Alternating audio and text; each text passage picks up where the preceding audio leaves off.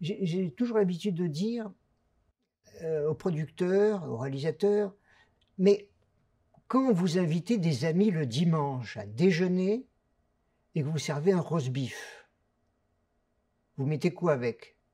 Alors invariablement, ils me disent, bah, des frites et puis des petits légumes. Je dis, ouais, voilà. Le cinéma français, ce sont tous ces petits légumes qui accompagnent la grosse pièce de viande. Si vous servez un morceau de viande, ils vont dire, ah, c'est très bon. Mais ces petits légumes derrière, ça va donner une saveur, ça va faire un mélange. Il faut des petits légumes dans les films français. C'est vrai que j'en ai marre de voir des films avec deux têtes d'affiche, et un troisième qui passe, souvent un footballeur d'ailleurs. On se demande, ah bon, c'est un acteur? Ah oui, oui, bon, souvent un chanteur. Ah bon, c'est un acteur, oui. C'est un métier, je dirais. Et je suis persuadé que le cinéma s'est un petit peu perdu parce qu'il n'y a plus d'écriture, il n'y a plus ces seconds rôles qui faisaient la substantifique moelle d'un film et qui accompagnaient justement les rôles principaux. J'étais en tournée, ça devait être en 1999, ça ne me rajeunit pas, à l'époque j'étais jeune et beau. Et j'étais en tournée sur une pièce qui s'appelait Frédéric ou le boulevard du crime de Schmitt. Et j'étais entouré pas avec n'importe qui, c'est Jean-Paul Belmondo. Donc on démarre la tournée, Jean-Paul, faut pas se le cacher, c'est un grand farceur, donc on n'arrêtait pas de se faire des blagues. Et on arrive pour jouer à Brest, au théâtre de Brest, on se met en place, tout va bien, on commence la pièce, et à un moment donné, alors il faut savoir qu'au début de la pièce, j'avais toute une scène de présentation avec Philippe Corsan, qui était censé être le directeur du théâtre, et moi, un auteur dramatique. Et il me disait, votre pièce est formidable, bon, il faut réécrire le début parce que c'est un peu léger, la fin, bon, c'est pas trop ça, et le milieu, de toute façon, vous donnez ça frais avec le maître, il va tout changer, vous verrez, tout va bien se passer. Alors moi, j'ai un auteur dont la pièce est jouée par Frédéric Lemaître, alors j'étais à, prêt à dire oui à tout. Et donc, Jean-Paul rentre sur scène, Philippe Corsan présente, cher Frédéric, je vous présente Monsieur Cussonnet, voilà, auteur dramatique. Je salue Frédéric Lemaître. Alors Jean-Paul aimait beaucoup dire Cussonnet, je connais votre prénom, Simon, Simon Cussonnet. Voilà, c'était Jean-Paul, les blagues à Jean-Paul. Et ce soir-là, je lui présentais donc un petit livret, une pièce que j'étais censé avoir écrit. Et ce soir-là, je ne sais pas pourquoi, j'ai la bonne idée de coller sur le truc des photos très parlantes avec de très jolies femmes, un petit peu dénudées, un peu beaucoup même, et des beaux garçons, un petit peu dénudés beaucoup, et qui faisaient plein de choses ensemble en photo. Et donc je montre ça à Jean-Paul, il regarde, il fait ah oui, il regarde dans tous les sens, et il fait ah oui, oh là là, ouais, quelle souplesse. Bon, les gens ne comprennent pas, mais bon, nous deux, on a un petit sourire, un petit rire. Bon. Et la pièce continue. À un moment donné, je sors de scène et je regarde. J'étais à court avec Charlie Coubesserian, le maquilleur de Jean-Paul, et on regarde la pièce qui se déroule. Et à un moment donné, Jean-Paul Belmondo était milieu de scène et il discutait avec une douzaine de jeunes comédiens qui l'expliquaient comment était ce métier, pourquoi, sa passion. Et, euh, et puis, ça avance, et tout d'un coup, Jean-Paul se lève et il vient vers nous, il sort de scène, il s'assoit. Alors que ce n'était pas prévu. Alors on regarde, les jeunes restent sur scène, comme ça, un peu étonnés. Ils commencent à improviser, dire des petites phrases. Oui, ah ben oui, je vais. Tout en regardant en coulisses, en se disant, mais qu'est-ce qui se passe, qu'est-ce qui se passe? Et Jean-Paul nous dit, ce soir, je ne sais pas ce que j'ai, je suis fatigué. Alors avec Charlie, on rigole. On dit, arrête Jean-Paul, arrête des blagues, regarde, il ne sait plus quoi faire. Donc on le lève, on le renvoie sur scène, il traverse le plateau, il arrive, il dit deux, trois répliques, et il ressort à nouveau. Il s'assoit, il dit, non, non, vraiment, je suis très fatigué. Et dans la semi-obscurité du côté court, là, effectivement, j'ai dit à Charlie, j'ai dit, oui, il n'est pas bien, t'es pas bien. Il fait, non, non, ça va pas. Branle-bas de combat, qu'est-ce qu'on fait, qu'est-ce qu'on fait? Vite, on appelle le responsable de plateau qui vient, qu'est-ce qui se passe? Je dis voilà, il faut appeler le directeur, faire une annonce, je crois qu'il faut arrêter la pièce. Donc le directeur arrive en courant, voilà, et il apprend la chose. On fait un baisser de rideau, il se met devant un public, c'est une très grande salle à Brest, il dit mesdames, messieurs, je suis désolé d'interrompre la représentation, mais est-ce qu'il y a un médecin dans la salle parce que monsieur Belmondo ne se sent pas très bien. Les gens applaudissent à tout rompre, se marrent, pensant que c'était une blague, évidemment, parce que Jean-Paul Belmondo est indestructible. Et donc le directeur insiste en disant non, non, c'est pas une blague, c'est sérieux. Est-ce qu'il y a un médecin dans la salle? Il y a un médecin qui se lève, qui dit c'est mon anniversaire, je suis sûr que c'est une blague de ma femme. Je fais non, pas du tout. Je vous en supplie, montez, venez. Donc il comprend que, et puis il y a deux autres médecins dans la salle qui se lèvent, les trois montent sur scène, font le tour et arrivent. On avait allongé Jean-Paul sur une banquette comme ça. Et nous, on était un peu interdits derrière, en disant qu'est-ce qui va se passer. Donc les médecins prennent le pouls comme ils peuvent. Évidemment, ils ont appelé le SAMU en attendant. C'était une très belle image. Jean-Paul était allongé comme ça. Il avait ses longs cheveux blancs comme ça qui pendaient derrière. Et il y avait Nati, sa compagne de l'époque, qui tenait leur chien. Et elle caressait le chien. Et puis elle caressait Jean-Paul, elle caressait le chien, elle caressait Jean-Paul. Je me disais à un moment donné, elle va plus savoir quel cabot elle caresse, si c'est Jean-Paul ou le chien. C'était assez étonnant comme image. Et puis le SAMU arrive, les types arrivent, avec leurs mallettes, ils ouvrent, Monsieur Belmondo, bonsoir, tout juste, ils ne demandent pas un autographe. Bon. Et donc, voyant que c'était pas quelque chose de dramatique, certainement, il a eu un gros coup de fatigue parce qu'il revenait d'un tournage en Amérique du Sud, il préparait l'expo de son papa, il avait tourné quelques jours avant dans un film, il y avait les répétitions de la pièce qu'on avait entrepris pour partir en tournée. Donc, gros coup de fatigue. Et donc, voyant que c'était pas dramatique, je me rapproche de lui, je fais « Jean-Paul, je suis désolé. Hein. » Il me regarde, qu'est-ce qu'il y a, Crémadès?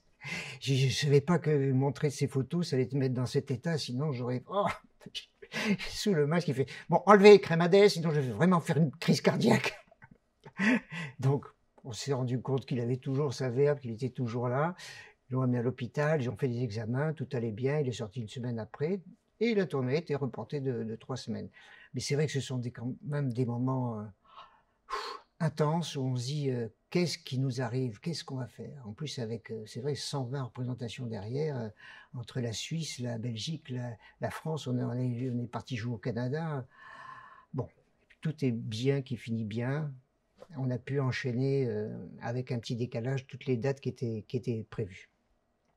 Voilà mes petits amusements, mes petites bêtises avec Jean-Paul Belmondo. Et il y en a d'autres, mais un peu graveleuses, un peu bon. Donc on va pas les donner. Si, il y en a une qui est assez drôle, c'est qu'on jouait dans une ville. Il y avait un très grand ascenseur qui permettait de monter les décors, tout ça.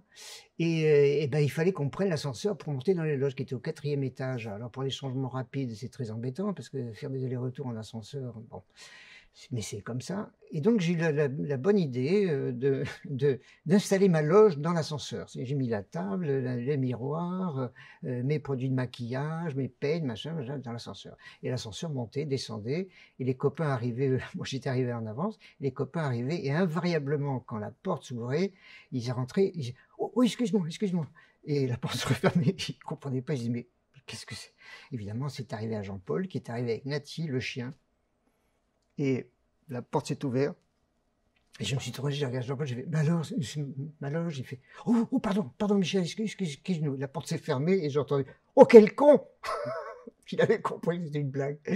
Mais ce qu'il y a, c'est qu'à force de faire des allers-retours, j'ai mis au moins une demi-heure à me remettre, j'avais une gerbe. C'était l'horreur, à force de monter et descendre. Voilà mes petites blagounettes avec monsieur Jean-Paul Belmondo. Je crois que le tournage où vraiment on était toute une équipe très nombreuse, on avait tous 12 ans et demi, hein, pas plus, hein, que des fous furieux, c'est sur Mission Cléopâtre avec Alain Chabat. Parce que là, entre Jamel, les Clavier, Depardieu, Puis il y avait une équipe de dingos, quoi. On se retrouvait tous les soirs à dîner à l'hôtel. Alors c'était assez rigolo parce que moi j'étais en pirate avec ma jambe de bois. Bon, j'arrivais à l'hôtel sans la jambe de bois, heureusement, mais on était tout pourris avec les cheveux comme ça, bien gras, noircis, et on rentrait dans quand même un hôtel grand luxe. Donc les gens qui étaient là, qui nous regardaient en se disant qu'est-ce qui se passe, qu'est-ce qui se passe. Le concierge évidemment nous connaissait. Bonjour, how are you? Fine, fine. Donc on montait dans ma chambre, on montait. Et la tête des gens, des clients de l'hôtel, c'était assez rigolo à voir. Mais c'est vrai que ce tournage, pour moi, c'est un très beau souvenir parce que c'est une BD. Ce sont des personnages complètement ouf, avec un Alain Chabat exceptionnel, un directeur d'acteurs simple, c'est précis, c'est net. Et en plus, ce que j'aime chez ce garçon, c'est qu'il dit bonjour à tout le monde.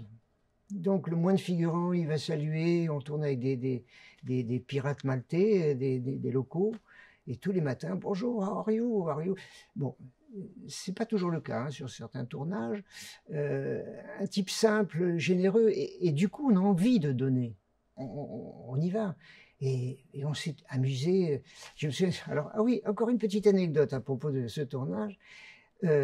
On m'avait fait faire une perruque qui avait coûté à peu près 3000 euros. Made in London. Donc, ça fait cher le voyage, mais bon, elle était très belle, très très belle. Donc, on installe la perruque, maquillage, tout ça, et on tourne dans un bassin artificiel. Il y avait une espèce de bassin artificiel comme ça. Il y avait une route qui passait derrière pour que les camions puissent aller et venir, et derrière, à 200 mètres, il y avait la mer. Ce qui fait qu'avec les axes caméra, on avait l'impression que c'était vraiment, on était sur l'eau. Puis après, un coup de palette, et puis en avant, on nettoie les choses qui passent. D'ailleurs, un jour, on était en train de tourner, j'ai dit à Alain, et il y a un paquebot derrière, et il me dit, c'est pas grave, on enlèvera la palette. J'ai dit, ah oui, oui, donc on a tourné avec un paquebot qui passait derrière. Et donc, je me retrouve avec ma perruque, habillé, hein, on tourne une scène des pirates, et Alain nous dit, allez, mes enfants, dans l'eau. Donc, avec Bernard Farcy, on est censé avoir été coulé, on se retrouve dans l'eau. Et ce bassin artificiel est équipé de grosses machines avec des bras et qui venaient tirer les bateaux, qui les mettaient en place, voilà, qui venaient mettre la caméra sur des plateformes. Donc ces machines roulaient au fond du bassin et marchaient au gasoil. Inutile de dire que dans le bassin, il y avait un mélange d'eau salée, de gasoil, et sûrement de transpiration de films qu'il y avait eu auparavant. Il y avait plein de choses dans ce bassin. Et on tourne les premières scènes. Et coupé, formidable, on peut les sortir, les sécher, quoique il faisait au moins 38 degrés dehors. Je sors et les équipes arrivent avec les serviettes. Et d'un coup, je vois la fille de la coiffure qui me regarde, qui fait « Je fais, qu'est-ce qu'il y a ? Qu'est-ce qu'il y a? Qu'est-ce que j'ai fait? Tes cheveux. Je fais quoi, mes cheveux? La perruque avait été brûlée. Mais brûlée. Une perruque qui était longue comme ça, complètement emmêlée et brûlée. Elle me dit, je t'enlève doucement la perruque, hein. T'inquiète pas, elle m'enlève, je vois ça, je fais mais les cheveux en dessous, il y en a plus. Elle me fait, si, il y en a encore 3, 4, ça va. Et du coup, comment faire? Comment faire? Heureusement, la séquence était finie. Et puis, elles sont allées courir dans les magasins, choper des trucs. Ils ont fabriqué une perruque qui était plus belle que la perruque qui avait coûté 3000 euros. Et on a pu continuer à tourner le film avec une autre perruque. Mais le coup de la perruque brûlée, je me souviens d'Alain Chabat qui était tétanisé, qui disait... Et puis nous, on se disait, bon Dieu, on tourne dans un bassin. Il doit être bien crade. Hein. En plus, le fioul, c'est vrai qu'on sentait le fioul entre le fioul, la chaleur, il faisait très très chaud.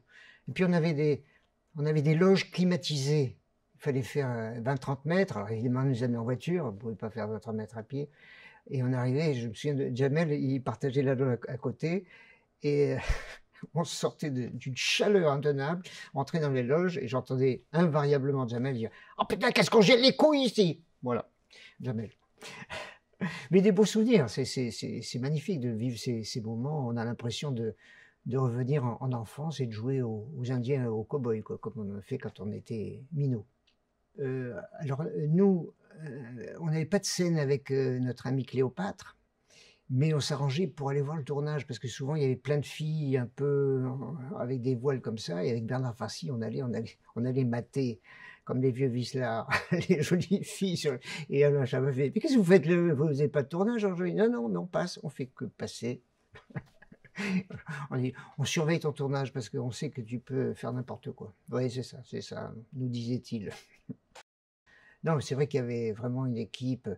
Gérard Depardieu, son premier jour de tournage, la production nous avait dit, ça va être le premier jour de tournage de Gérard Depardieu, Clavier, Jamel, il y avait comme Claude Rich, magnifique, exceptionnel acteur. Et ils nous disent, ben, venez une demi-heure avant, et après on va faire un pot, et on va manger un petit bout tous ensemble sur ce bassin, à côté du bassin artificiel. D'accord, on arrive et on assiste aux derniers instants de tournage, et coupé. C'était la première journée de tournage de Gérard Depardieu, Christian Clavier, et ils reviennent tous sur un petit bateau comme ça. Et Christian Clavier, je le connaissais parce que j'avais joué avec Marianne Chazelle au théâtre. Et donc il me fait, ça va ma poule, ça s'est bien passé. J'ai dit, formidable, formidable. Bon, on se change, on se voit, d'accord. Et arrive Gérard. Et il fait, oh, comment tu vas alors? J'ai fait, alors, j'ai dit, ça va. Il faut savoir que Gérard avait été opéré d'un quintuple pontage coronarien, peut-être 5-6 mois avant. Et, et je lui dis, ben, c'est à toi qu'il faut demander. Il fait, ouais, ça va. Poum, il tape sur sa carapace et, et il me dit, on va boire un coup. Hein. Mais il faut savoir que Gérard, on va boire un coup, il faut le suivre. Parce que je dis toujours, quand on sert un verre, généralement on boit comme ça. Lui, non. Il fait ça, il n'y a plus rien. Mais en une demi-seconde, un verre rempli comme ça, il dit, il est bon, encore un autre. Ça, c'est Gérard Depardieu. Un bon vivant, comme j'ai rarement rencontré, quoi. Et après, moi, j'étais parti tourner avec lui. C'était Astérix au service de Sa Majesté. Et on se retrouvait à l'hôtel et il me fait oh ben, il y a un sauna, faut y aller, ça va nous faire du bien. Je fais, Gérard, toi oui, mais moi j'ai pas besoin de perdre du poids. Il me dit, moi si. Je dis, oui, mais enfin, Gérard, si après on va dîner et que tu tapes 6 poulets, il me dit, ouais, t'as raison, j'en prendrai 4. Voilà, ça c'est Gérard le bon vivant. Non, je pense qu'on est sur les tournages, quand il y a une bonne ambiance, on s'entraîne tous, quoi. Pour peu qu'on se retrouve après au resto ou à l'hôtel, parce que forcément on parle de la journée, de ce qu'on a fait, de ce qu'on va faire, des petits trucs qui sont passés. Je crois qu'il faut garder son âme d'enfant. Moi, c'est ce que je me dis toujours. C'est pas un métier que je fais. Enfin, j'ai un métier, mais je suis un gamin, il faut rester gamin, raconter des histoires et surtout donner du plaisir au public. Moi, en me faisant plaisir, je donne du plaisir au public, j'en suis persuadé. Et je crois que c'est l'essence même de ce métier. Les gens qui font ça et qui sortent, et qui vont, à quelle heure il est, on finit dans une demi-heure, hein, et qui reviennent, c'est pas possible, c'est pas possible. Non, non, faut y aller, faut envoyer. C'est sûr que ça passera la rampe. Et moi, Christian, je le connaissais bien puisque Bernard Murat avait mis en scène Drôle de couple avec Marianne Chazelle et Clémentine Célarié. Et moi, je jouais le frère, on était 2 frères. Il y avait Christian Bugeaud, le dentiste des Visiteurs, et moi, on était censés être 2 frères, 2 Argentins. Et on draguait, moi je draguais Marianne Chazelle et lui draguait Clémentine Célarié. Et Christian adorait cette pièce, donc il venait souvent, très souvent, et souvent on allait dîner après. Et un soir, au restaurant, il me dit, on est en train de préparer les Visiteurs 2, et je te prépare, toi, un truc gratiné, tu vas voir. Je dis, ah bon, ben très bien. Et c'était effectivement le rôle du chanteur fou, des pommes, des poires, des Scooby-Doo. Et c'est pareil, très bien. Et alors, Christian, lui, dès que action, c'est une pile, hein. Ah, il envoie du lourd, il improvise, il faut le suivre. Mais comme le réalisateur il filme tout. Et puis après, il faut faire le tri au montage. Il faut pas trop regarder s'il y a des faux décors d'ailleurs, des faux raccords, pardon. Mais c'est ce qui donne la vie. Moi, par exemple, quand il fait tomber le micro, c'est complètement improvisé de faire, ben non, un micro à 3000 balles. Voilà, c'était pas du tout écrit, pas prévu, quoi. Et c'est vrai que de tourner avec ces espèces de monstres, ben, ça nous oblige à monter en température, quoi. Comme quand il y a une course à 100 mètres et quand il y a plusieurs champions, ben, il faut tirer la bourre. Donc, il y a une motivation qui est là. Et sur le tournage des Visiteurs, c'était assez amusant parce qu'une fois on s'est retrouvé, c'était dans un château, je ne sais plus, dans l'est de Paris. Et moi j'étais un chanteur, voilà, chef d'orchestre, donc bien habillé, donc j'étais sur une chaise. Marianne Chazelle, une femme, elle avait une chaise, et mes pieds, j'avais Christian Clavier et Renaud, qui étaient habillés en pourri, et eux, ils n'avaient pas de chaise, ils étaient au sol, comme ça, et je discutais. Alors, cher ami, qu'est-ce que tu penses? Voilà, mais ce sont des types tellement simples, normaux, que bon,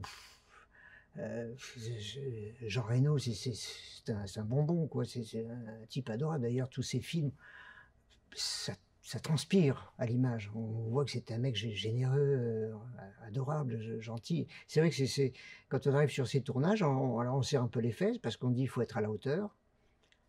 Mais en même temps, c'est ce que j'ai voulu et ce que j'ai réussi à mettre en place et à vivre lors de tournages ou même au théâtre. Il y a des scènes comme ça, un peu miracles, qui sortent. Moi, l'un de mes premiers tournages, c'était Les Ripoux.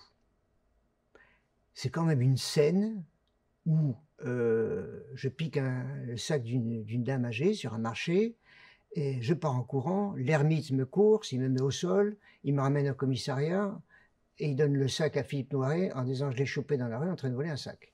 Et Philippe Noiret me regarde et fait « bon, alors ce sac, vous l'avez trouvé par terre ?» Et je lui dis, un peu perturbé, je dis « oui ». Et donc, comme vous êtes très honnête, vous l'avez ramené au commissariat. Oui, l'ermite ne comprend pas. J'ai dit, j'ai pas en flaque, qu'est-ce qu'il raconte? Bon. Il dit, bon, ben voilà, c'est très bien, ben, dans 1 an et 2 jours, ce sac vous appartient, si personne n'a réclamé, vous signez là, il met le tampon, il dit, voilà, vous êtes libre. Et donc, il fait signe à l'ermite, clic, clic, les menottes, je l'enlève, et je pars en les regardant, en me disant, c'en est fou. Mais cette scène est gigantesque parce que il n'y a pas d'effets spéciaux, il n'y a rien. Et il y a juste c'est ce que j'avais dit à Claude Zidi, qui a réalisé, j'avais dit, il faut surtout que je ne fasse rien. Il faut vraiment que je me mette dans la peau, vous savez, les caméras cachées, les caméras invisibles, où quand on piège quelqu'un, la personne reste, elle fait des yeux, elle ouvre la bouche, elle regarde le truc, elle ne dit rien. C'est ce que je me suis dit, ce personnage ne doit rien dire. D'abord, je me suis dit, ce personnage pique un sac, pas pour faire mal à la dame, mais c'est pour pouvoir trouver un peu d'argent dedans et nourrir ses enfants. Déjà, c'était ma psychologie dans le film. Donc, j'étais pas quelqu'un de méchant. Et quand on me libère, quand Philippe Noiret me libère, le nombre de témoignages que j'ai eu de gens qui m'ont dit « Ah, c'est génial cette séquence, il vous libère, ah, c'est bien ». Alors je me dis « Mais j'ai quand même piqué un sac ». Non, parce qu'ils sentent que je ne l'ai pas piqué méchamment, c'était pas agressif. Et je crois que c'est tout ça, quand on met dans une scène et qu'on a la chance de jouer une scène où il ne faut rien faire, juste, il faut que ça sorte de là. Il ne faut pas jouer le type apeuré, il faut être apeuré. Il ne faut pas jouer le mec essoufflé, il faut être essoufflé. Ça vient du ventre. Et ça passe à l'image. Et cette séquence, je sais qu'à l'époque, il y avait une émission qui s'appelait la séquence du spectateur, et à chaque fois qu'il y avait cet extrait des Ripoux, c'était le mien. Et ce film m'a amené cette courte séquence qui dure 10 minutes, entre le vol du sac, le commissariat, la déclaration, ça m'a mis une quantité de films, de tournage derrière. Donc c'est vrai qu'il n'y a pas besoin d'avoir des scènes gigantesques, il faut que ce soit bien écrit. Et puis, ce que j'ai toujours, il faut envoyer, il faut y aller, mais être dedans, pas faire semblant. Et ça fonctionne. Et c'est la scène justement du postier. C'est vrai qu'il fait rien. Il regarde avec ses grands yeux. Ils sont revenus, ils sont revenus. C'est génial. Et pourtant, il se passe pas grand-chose.